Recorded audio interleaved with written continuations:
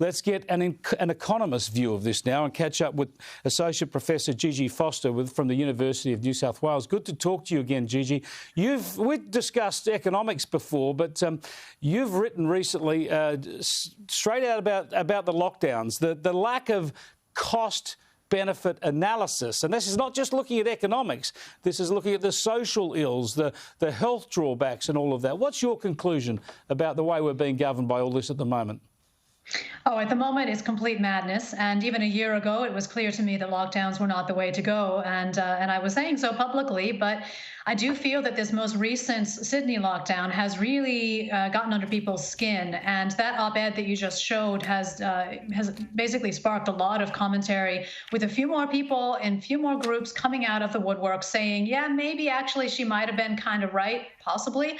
And that's very heartening for me, because I've been working so hard over the past year to try to bring our politicians to the table to give us a proper costing of these policies, which indeed, as you say, are not just economic. This whole false dichotomy of the economy versus lives is simply inappropriate and ethically offensive.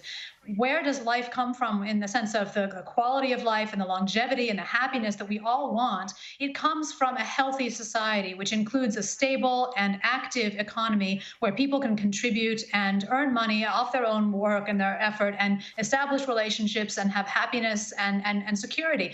It doesn't come from sitting around scared and getting government payments. That's just not what produces human welfare. And so I'm very heartened as well to see some people, even in the medical community, including your expert just then, coming out and speaking real sense. I hope that this is a turning point in this whole disastrous period. Indeed, you have been speaking out bravely and intelligently for more than a year, and we've been happy to catch up with you every now and then, Gigi. The trouble is there are a lot of people consuming a lot of media in this country where they never get such intelligent analysis of what's going on. They just get the fear and hysteria. But you talk, sometimes this is mischaracterised, the whole pandemic, as health versus economy, dollars versus health. But as you quite rightly point out, it's the enormous human costs that you factor in. And you're worried that even like the New South Wales government, which has been most resistant to lockdowns, when it's locking down now, it's not considering the total welfare of its people. In other words, it's elevating COVID infections, not COVID hospitalisations or COVID deaths, but COVID infections as the highest priority above everything else in the state.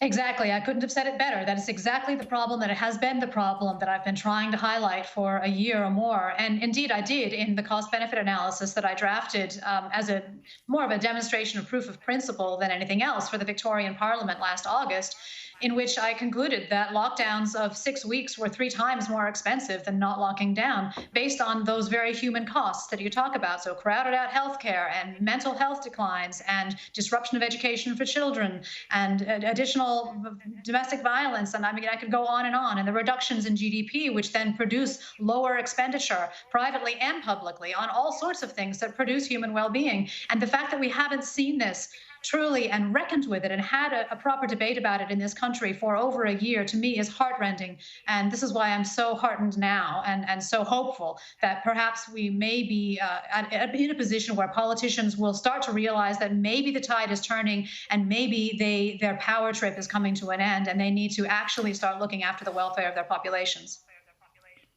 Let's hope you're right, Gigi. Thanks so much for joining us again. My pleasure. Thanks for having me. Associate Professor Gigi Foster there. Just incredible. We bring you up these experts. We bring you these experts night after night after night. Too many people are not hearing from them. We are being badly governed at the moment and people are paying a high price.